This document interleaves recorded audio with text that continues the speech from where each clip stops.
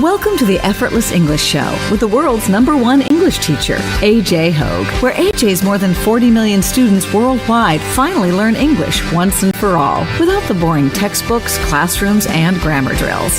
Here's AJ with a quick piece to help you learn to speak fluent English effortlessly. I'm AJ Hogue, the author of Effortless English. Learn to speak English like a native. Join my VIP program. Get my free extra bonus movie course. The movie course is free only for VIP members.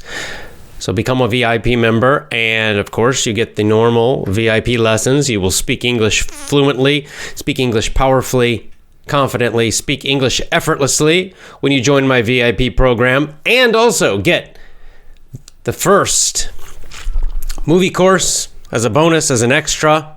You can learn all the vocab, the idioms, everything from the movie The Matrix. And of course, there will be more coming soon. We're doing the movie Jerry Maguire right now. Today we're doing book club. We officially start The Hobbit. The Hobbit. And I gave the introduction last week to The Hobbit, just talking about it's one of my favorite books, one of the first full novels that I read back when I was in 4th grade. So I guess I was about 9 years old when I read it the first time. And like I said, it was first read to me. But anyway, why don't we just jump in? Just giving a minute for people to join us live. And then, of course, I'll go through it. I'll summarize Chapter 1. If you have vocabulary questions from Chapter 1, you can ask me. Just wait till when I finish the summary, I'll come back to questions and comments. If you have questions about, it's got a fair amount of vocab that you might not know. And then we'll talk about, just a couple ideas I find in the book. So let's just go ahead and jump in, shall we? Oh, and Douglas is saying the movie club, The Matrix, is fantastic. Good. I'm glad you're enjoying that. So join the VIP at effortlessenglishclub.com, effortlessenglishclub.com.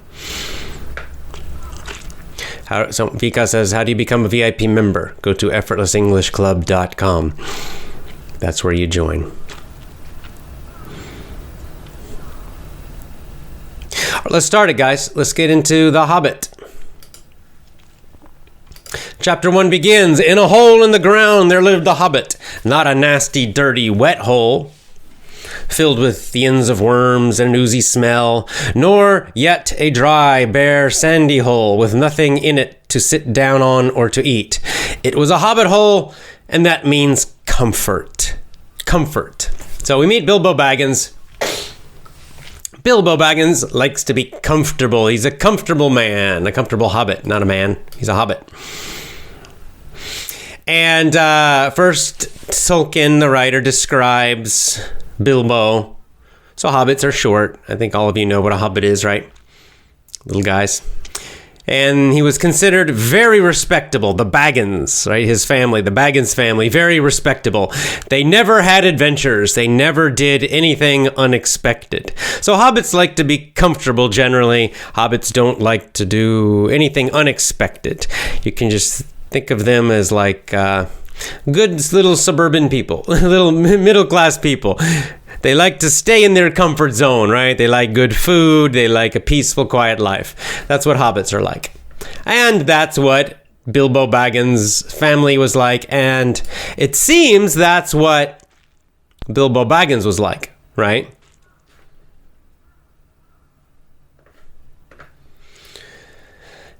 So, of course, hobbits are kind of short people, kind of like a dwarf, but they look like people, like kind of half-size people, right? Small people in this fantasy world. And then we learn about something more about Bilbo Baggins, and that's his mom. His mom's family, the Took family, his mom family had a reputation for being kind of strange. They liked adventures. So several people on his mom's side of the family had gone on adventures, had gone to foreign lands, had gone traveling. One of them had been in a big battle. So even though Bilbo, the Baggins family, his father's family, was very, very respectable, never did anything unusual. And Bilbo, until now, he's like 50 years old when the story starts. He's 50. So he so far has never done anything strange or unusual.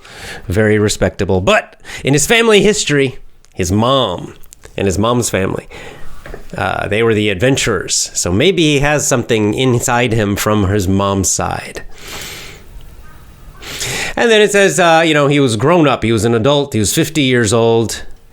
And it says, in fact, it seems he had apparently settled down immovably, right? Immovably meaning cannot be moved, cannot be changed. So it seems that when the story begins, Bilbo is 50 years old. He's living a very, very comfortable life. Has never done anything unusual. Has never left his comfort zone ever. Settled down means, just as living kind of his normal life. He's not going traveling. He's just same every day, basically. And it seems like this will never change. But of course it does change, or else it would be a very boring story. And why does it change? Because of the next character, Gandalf. Gandalf comes. Gandalf the Wizard. If you've seen the movies, he's a big, tall guy, long white beard, gray cloak, big hat, and a staff, right? A big piece of wood. And Gandalf comes, and he is, of course, the one who changes Bilbo's life, because Gandalf comes, and Gandalf is helping some dwarves. He's helping some dwarves. Dwarves are also short. They have beards. They're very strong, tough fighters in this world. The world is called Middle-earth. And so Gandalf is looking for someone to join this group of dwarves to go on a big adventure. And he decides on Bilbo. Because Gandalf, when Bilbo was young, Gandalf would come to his town called the Shire. And he kind of remembers that Bilbo, as a young hobbit, Bilbo loved adventures and seemed like he had that personality, right? And Gandalf was friends with Bilbo's mom and grandfather. So the dwarves, they need someone. They have 13 dwarves. 13's a bad luck number. So they need one more person to join their group. And they decide, and they ask Gandalf for help. He's helping them. So Gandalf thinks Bilbo, right? Because he kind of thinks Bilbo needs an adventure. It will be good for him. So he comes. He says, good morning. They talk a little bit. And then Gandalf says, I'm looking for someone to join an adventure. And Bilbo says, no. And basically says, go away. But Bilbo's very polite. So he says, you can come to my house for tea tomorrow. But he basically tries to get away from him because he's like, oh no, adventures are not good. And Gandalf scratches something, a mark on Bilbo's door. The next day, it's tea time. He is expecting Gandalf to come.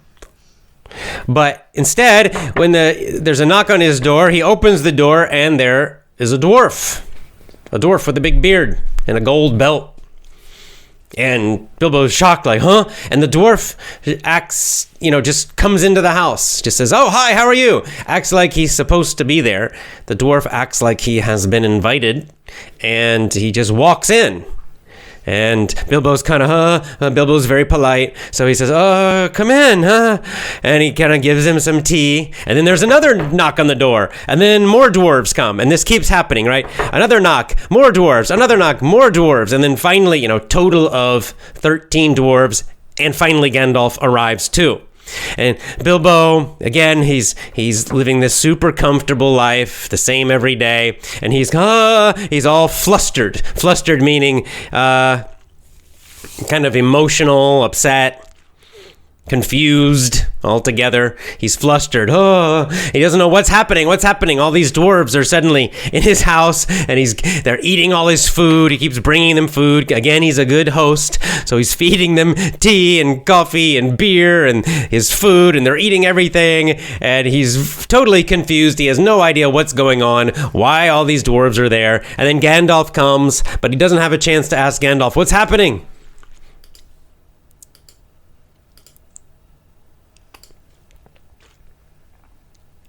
Okay, and they eat and they eat and they eat and they talk and they talk and they talk, and and then they start singing and they play some music, and he's very confused. He has no idea what's happening, right? But then something happens. They sing a song about their old home on the misty mountains, and it's telling the story about the dwarves are singing the song. The dwarves are singing a song telling the story about how they had this kingdom under a mountain, this big mountain. And a dragon came and attacked, and the dragon killed almost all of them and took all their gold. And the few who survived, they had to escape, and they've been wandering around. And in the end of the song, it says, we must go back and get our gold again. Get our kingdom again. Get our gold again. And that's, of course, the mission. That's what they're trying to do. These 13 dwarves want to go back and get their gold from the dragon. So then something interesting, as he's listening to this story, it's this romantic story about travel and faraway lands and dragons and adventure. It says something wakes up inside of him. It says something Tookish, meaning from his mom's side of the family, wakes up inside of Bilbo. And he has this sudden feeling, this sudden desire to see the forest, to see the great mountains, to travel the world, Middle-earth, to explore new areas, to wear a sword, not just a stick, and to have an adventure. And all this starts waking up inside of him. He gets the excitement of the unknown, the excitement of adventure, the excitement of travel, wakes up in him as he hears the dwarves singing this song. But then they start talking more about the actual, he still doesn't know what's happening, really. And finally, the dwarves start talking about the dwarves start talking about how they're going to go get the gold from the dragon, and the dwarves keep talking about Bilbo going with them, right? The dwarves think that Bilbo is joining them. They don't ask him. They think it's already done, right? Because Gandalf told them. Gandalf told the dwarves, Bilbo's coming with us. He's the number 14. Gandalf chose them. So the dwarves chose him. So Gandalf and the dwarves all think that Bilbo's going. Bilbo doesn't realize it. And finally he starts to wake up and realize, they think I'm going. And when they're talking, they talk about how dangerous it is. And they talk about how most of them might die. Right? Most of them might not return from the trip.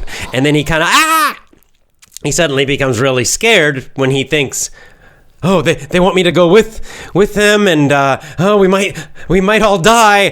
And then he becomes scared again, and then he becomes like the old Bilbo. See ya, baby. He becomes like the old Bilbo again and just wants to be comfortable and decides no, he doesn't want to go. So he kind of screams and he almost faints, like he goes, oh, and he's so scared he almost falls down. So they take him into another room and they continue talking. And the dwarves, especially Thorin is the leader of the dwarves. He's kind of the father of the king that lost this mountain, where they used to live, the Lonely Mountain it's called.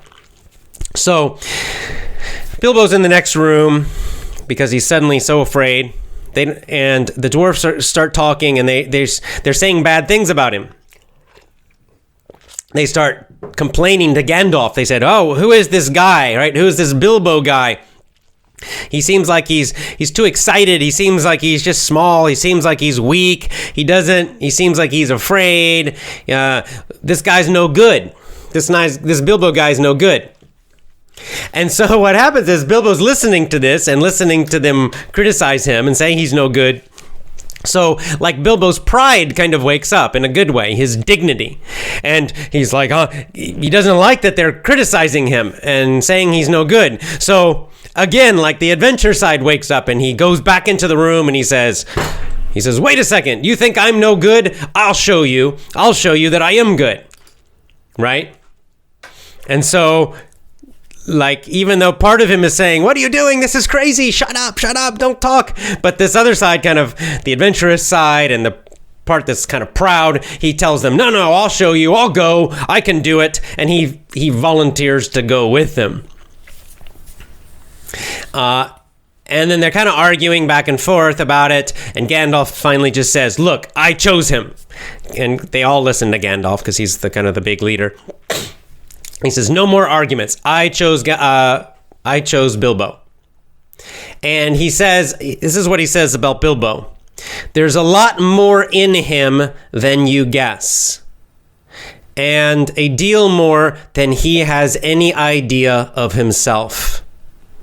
So explain, he's saying basically there's a lot more inside of Bilbo, a lot more strength, a lot more courage, right? Good qualities than you can see. He's like, you dwarves, you can't see it, but there's more than you can see. And he says, even Bilbo doesn't realize it. Even Bilbo doesn't see what he has inside him. So Gandalf sees something that nobody else sees. Okay, Gandalf sees something heroic, something virtuous in Bilbo. He sees something special in Bilbo. Courage, adventurousness, whatever. That even Bilbo doesn't see it in himself, the dwarves don't see it, but Gandalf sees it. And so it's decided he's going with them, he's joining them.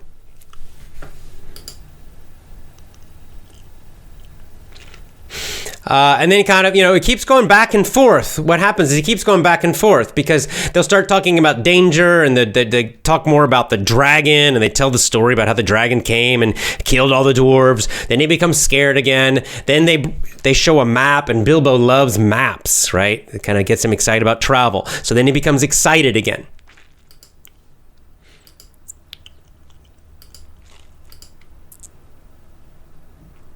Okay. And then finally, at the end, he says, it's getting late. It's time to go to bed. So they say, okay, time to go to bed. Bilbo says, in the morning, I'll wake up early and make breakfast. But then finally, at the end, when he's going to bed, Bilbo thinks once again the adventurousness, the excitement starts to go away. His old fear, his old you might say, I don't know, in his comfort comes back, and he thinks in his mind when he's going to bed, I'm not going to wake up in the morning, I'm not going to make breakfast, and I'm not going on this journey. I'm not going to do this. They can just leave. I'm not going. And that's his kind of final decision when he goes to bed. All right, so that's it. That's the summary. So that's the end of chapter 1. They all go to sleep. Bilbo decides he's not going. Okay, so a couple things I want to talk about. What I'm reminded of very much with this story, because it's a classic example, I would say. There's something called The Hero's Journey. There's a very good book called The Hero with a Thousand Faces. The Hero with a Thousand Faces by Joseph Campbell. And it's called The Hero's Journey or The Hero's Arc. And this is something, it's a kind of pattern that you will see in many stories, especially old stories, classic literature. And it's kind of like the pattern of how someone becomes a hero and how someone transforms themselves. Transform means to make a huge change, usually for the better. Right? And so there's and the reason this is important is because this hero's journey it kind of shows us that, number one, we can all be heroes. We can all go through the same process. No, we're not going to kill dragons and that kind of thing. But psychologically, there's kind of a pattern when you try to do something heroic. There's a pattern when you try to make a huge change in your life, when you try to change yourself. There's a pattern when you try to overcome a huge fear that you have and do something great. And we'll see this in The Hobbit. The Hobbit is a classic example of this, where it shows us the same kind of pattern. The story follows the same pattern. This classic pattern that you'll see in many, many stories. Star Wars has the same pattern, called the hero's journey. And in chapter 1, we see the first part of it. What happens? This is very typical. You'll see this again and again and again in many, many, many stories about heroes. That first, the hero's living a normal life. They're just a normal person. Okay? Yes, we also have stories about like super powerful people, right? Like Achilles in the Iliad, right? He's almost a god. He's so powerful. Okay, we do have stories like that. But here we're talking about the hero's journey of more like a normal person becoming a hero. And usually the story starts, they're just a normal, comfortable person. Bilbo's a normal, comfortable person. He's not looking for adventure and all that. There is something inside of him, maybe, that's open to it, that is ready for the change. And then the next thing that happens, it's what it's called the call to adventure, the call to change, the call to be heroic. The call means that it comes from the outside. It might come from God, right? But it often comes from here it comes from Gandalf, right? Where Gandalf comes, the call means it's like, like calling to him, right? Gandalf comes and says, I want you to go on an adventure, right? You should join this adventure. So that's kind of the next thing that happens. And Gandalf's character is also a very common character, the wise man, right? The mentor, the wise man. In Star Wars, it was Obi-Wan Kenobi, right? It's the same kind of character. The old man who's very wise, who helps the hero. And many times it's the wise man the wise man sees something inside the hero, right? In the beginning, the person looks normal. They may be even afraid, maybe weak, but the wise man sees something special. And often, it's the wise man who says, come with me, have an adventure. In Star Wars, Obi-Wan Kenobi, right? He meets Luke and he says, Luke, come with me, become a Jedi, right? Here, it's Gandalf and he says, Bilbo, come with me, join this adventure with the dwarves. So that's the second step.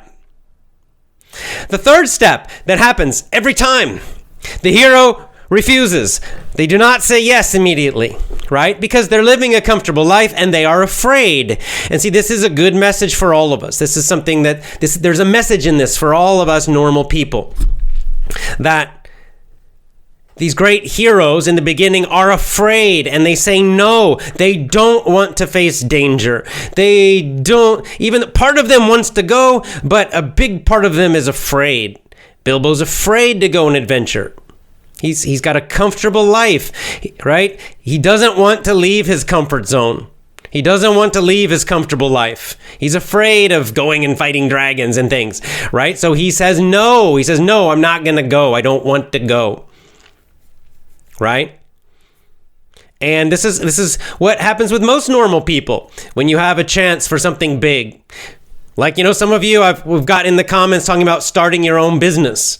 And again and again and again, it's always the same comment. Oh, what should I do? I'm afraid to start my own business. It's like the call, right? There's something calling you.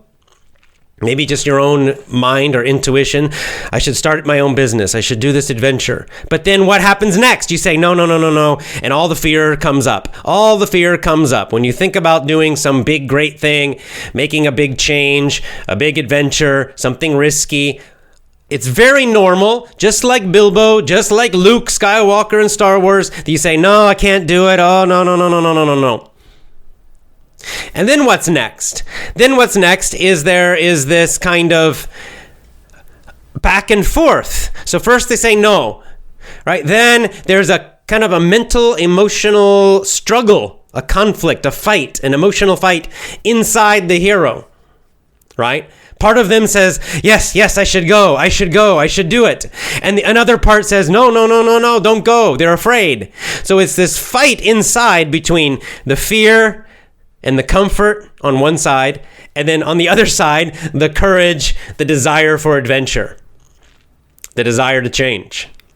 And it's not an easy fight. It goes back and forth. So in this chapter, the first chapter, Bilbo, he's up and down, back and forth. No, no, no, I'm not going. Yes. Oh, I'm excited. I'm going to go. No, no, no, I'm not going. Yes. Okay, I'm going. No, I'm not going. Finally at the end of the chapter, I'm not going. Right? So refusing the call, it's called. Refusing the call. The hero always refuses the call at first, in the beginning. He's comfortable. Often the wise man sees something in him and says, come on, let's go. Come join me on this adventure, on this journey, on this trip. He says no. Then he struggles and struggles and struggles. Then he says no again. And then we'll see what happens next. Of course, eventually he does say yes. But I think that's a great message, actually. It's a nice message that we see in this story that kind of reminds all of us that these things are normal. It's normal to be afraid. It's normal to want to do something different and risky, and then, oh, no, no, no, no, no, and then change your mind. And then say, no, no, no, and all the fear comes up. That's normal for all the fear to come up. It's normal to change your mind again and say, no, no, no, I'm not going to do it. I can't do it. And then it's normal to decide again, oh, no, I will do it, and to get excited again, and then to say no again, and to kind of go back and forth for a while. It's all normal. If you're trying to start your own business, it's very normal. You say, I'm going to start my own business. Yes. And then the next day, all the fear comes and the worries, and you say, I can't do it. No, no, no, no, no. And then the next day, no, no, I can do it. I will. And then the next day, no, I won't. So if this happens to you, it's okay. It's part of the hero journey for you. You are now in your own hero journey, and you should expect it. You should expect it. You know, I've come to expect this in my own life. If you don't have the fear, then it's maybe a sign that you're not doing anything very big. Okay? Because if you're trying to make a big change, if you're doing something that's quite big, that could have a lot of uncertainty, maybe some risk, or it's just very unknown to you, then it's very normal to have this mix of excitement and fear.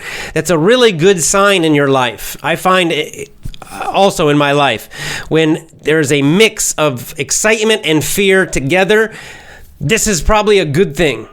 This is what I've learned. Before I started my business, I had the same mix of excitement and fear.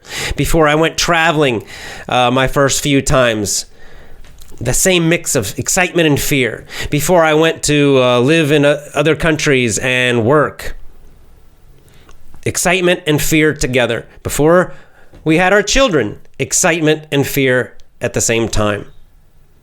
So some people get worried about this and they think it's a bad sign. The fear, and they think something's wrong with them. They get discouraged, but don't get discouraged. You're following the hero path. You're following the journey of everybody who takes a big risk. You're following the same pattern psychologically that all heroes, all great, men and women have followed.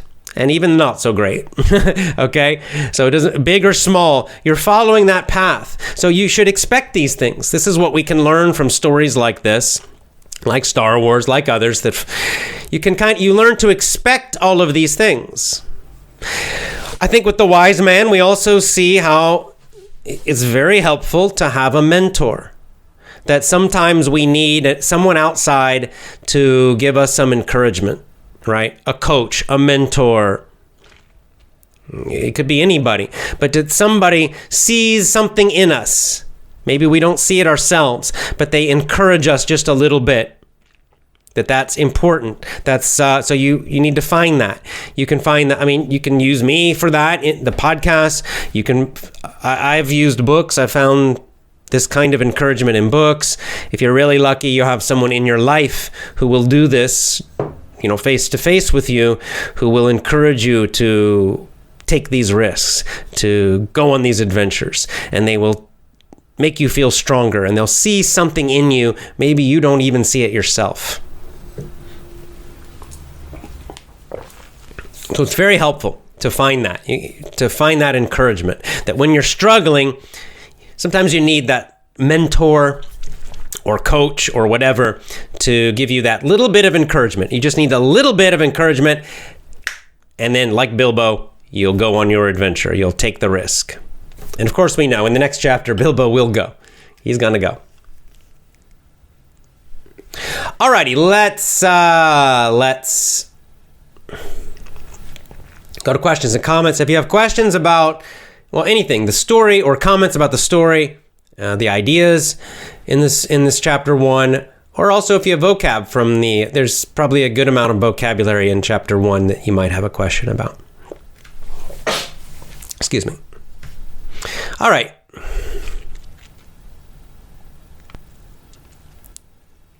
Rosanna said, I did not read the chapter yet.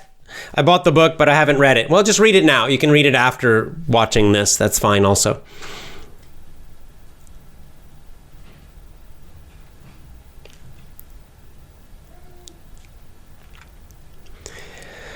Okay, I'm just going to jump to the bottom and go backwards here. Yeah, like Sriram, very nice comment about the wise man. The wise man is akin, meaning similar to, a spiritual master. Exactly right. And the hero to be a disciple. Yes. The master unlocks the potential in his student to show the real world by inner wisdom and the red pill. Yes, very well said. Exactly. And again, you see this, I mean, again and again and again and again and again, all through stories, different spiritual traditions, the old master-apprentice system in the arts and the crafts and things. You see this kind of relationship or situation many, many, many, many times if you look. That's a good point. Yes, and indeed, Gandalf in the stories is very much a spiritual figure, and especially in Lord of the Rings, the next part of the story. He's obviously he's a wizard, but he's more so a kind of almost like a saint, I would say. He's a saintly figure, spiritual, very spiritual. And that's not an accident. Tolkien was a very strong Christian.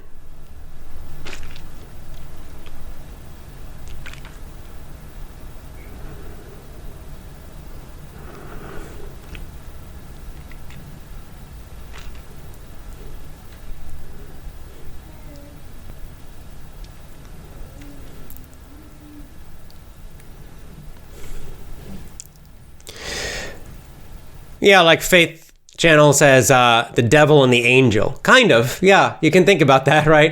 It's kind of like, the devil and the angel in your mind fighting, right? Or fear. It's not so much evil and good. It's more like fear versus courage, right? In this case. Okay, now Andya is asking the question, is it better to read the translation of this story, in other words, in your own language, or in English? Well, I would say try it in English first. Try it in English first. If it's too difficult, then you could get it in your language also and read chapter 1 in your language first, and then try again chapter 1 in English. It's a challenging book in English, I understand. Do your best.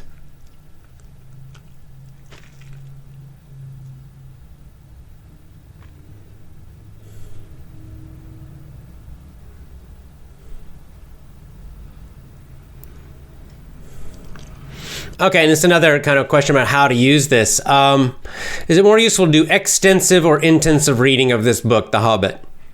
You could certainly if it's a challenge for you, I would say do some intensive reading. In other words, each week, you could read you could read it in your language, then read it in English, or just do English only if your level's higher.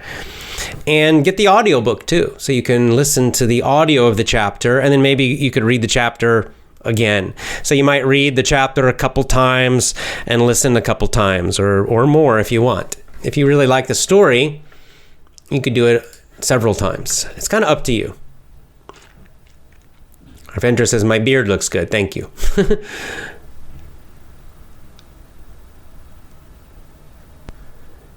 Yeah, Ilana Khan says, Bilbo is going to be involved in an adventure even though he doesn't want it. Like in the real world, life happens. We can't control it, but we can take a leap of faith. Yes. And but kind of like Bilbo, I think there is a part of us that wants it. Right? This is what we see in chapter 1, that he doesn't ask for it. He's just sitting there, and Gandalf visits him. So he's not actively looking for it, but he obviously, there's some part of him that's attracted to it, right? That maybe needs it. This is the part Gandalf sees, that Gandalf knows that there's something in Bilbo that actually wants to do it. He has that little conversation with him in the beginning, and he can see the excitement. He can hear the excitement in Bilbo's voice when Bilbo talks about travel or, Gandalf's past adventures and things. And he realizes, there's something in Bilbo that actually wants this, even though he's afraid. And you're right. Sometimes life happens and we just have to, like Bilbo, you just have to eventually just jump in and do it and enjoy the adventure. Sometimes we need it. Sometimes, like Bilbo, an adventure comes to us, and we're kind of complaining, I don't want this. But then later we realize, I needed that. That was good for me. It's great that this happened.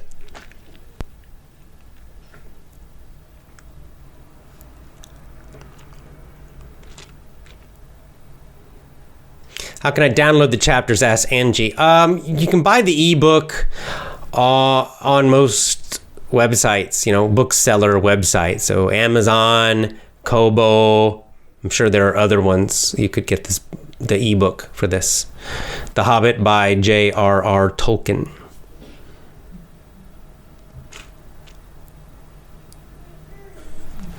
Tien says, Bilbo is lucky one because Gandalf helped him to take his chance. In life, we're not always as lucky as Bilbo. This is true. It's a very good point that Tien makes, is that in our lives, we do not always have someone that will pull us on the adventure. Sometimes we have to do it ourselves. Sometimes no wise man is going to tell us to do it or ask us to do it. Sometimes we just have to figure it out ourselves. But certainly in my life, that was true. However, I will say that there's always something that can give you that call, right? As I mentioned before, books can do this. So maybe you don't have a wise man mentor in your life, but you read a book. Like I would read books about travel, and this would wake up this sort of romantic excitement in me to want to travel. And before my first trip to India, I met this kind of like old friend, old acquaintance. I was thinking of traveling. I'd already been reading about traveling and thinking about it. And then I met this guy. He'd been gone for a while. And then I met him in town. We started chatting. He told me, I've been traveling in India. And he told me all about India. And it was amazing, right? And so this was, again, the call. And I said, India, I should go to India, right? So these kind of things do happen to us in life. Maybe it's not a great spiritual teacher gives us advice. That does not happen all the time. But it might just be something you read that wakes up this desire in you to do something, to take a risk. Right? So it could be books. You can seek it out yourself.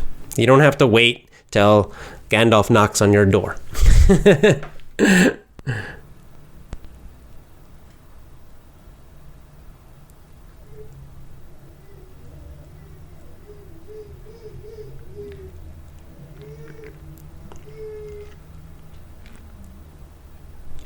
Verdal, thank you.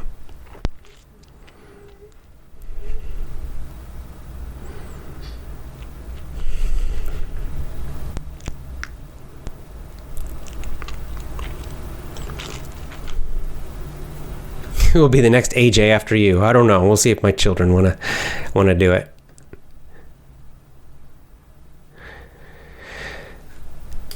Dario the third says, for you to find your treasure, you have to pay the risk of the journey. Well, indeed, right? That's one of the messages we'll see through the book, and that is a common message in these kind of stories, is that for great rewards, you need to usually have a great risk or make great efforts or overcome great fears, right? That if you refuse to take risks, if you refuse to overcome or face fears, if you refuse to do different things, if you refuse the unknown, then you will not get great rewards. You'll get the same as always. If you do the same as you always do, you'll get the same results, typically.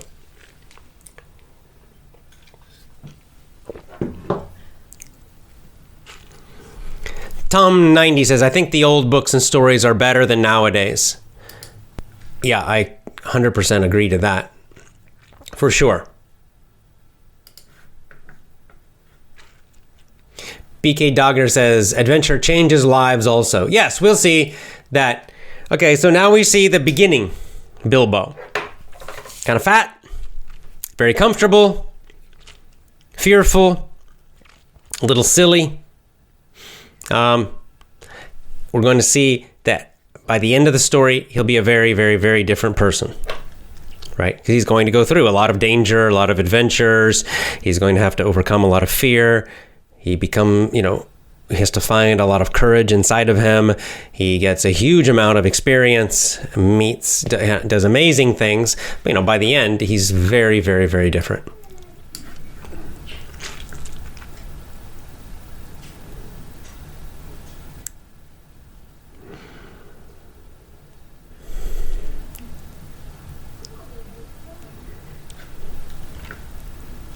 Acquaintance is a low-frequency word. No, it's pretty common. Acquaintance is a pretty common word.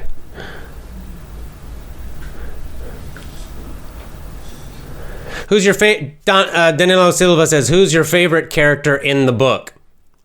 I always liked Gandalf.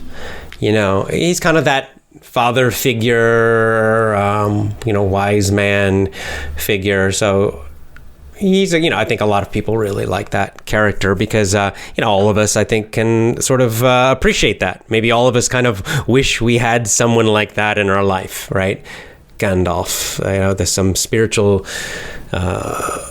teacher or a great mentor or something. But, yeah, so Gandalf was my favorite. I think, I like all the characters in the book. The Tolkien was very good at creating characters.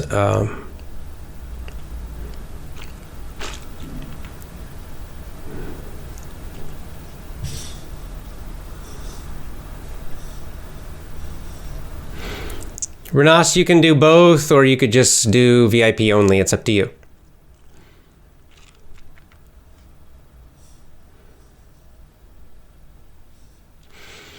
Okay. Contusion. Oh, contusion. Someone's asking about contusion. A contusion. Is that from the book? If you're asking about the word contusion, a contusion is like a bruise, right? It's when you get hit on the skin and it becomes blue. That's a contusion.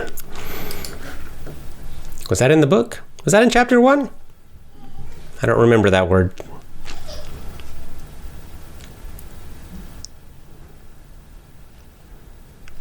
All right, I think we are about finished.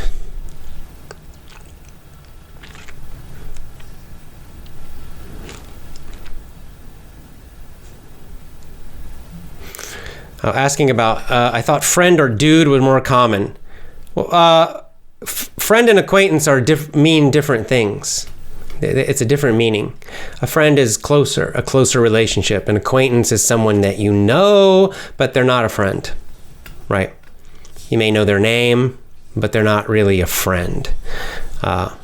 Dude is very casual, very kind of maybe, younger people maybe use that word dude. But they have different meanings, these words.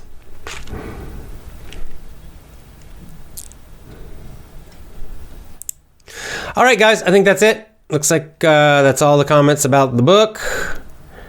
I'll do, other comments I'm ignoring because the topic is on the book today. So tomorrow we will be back with our movie lessons. The next movie we're doing is Jerry Maguire. You can join me live. And of course, I'm recording all of those lessons for Jerry Maguire. And of course, VIP members will get that one also. It's another reason. Man, VIP members, you're going to get all these movie courses. It's really a fantastic deal. So join my VIP program at effortlessenglishclub.com. effortlessenglishclub.com. See you next time.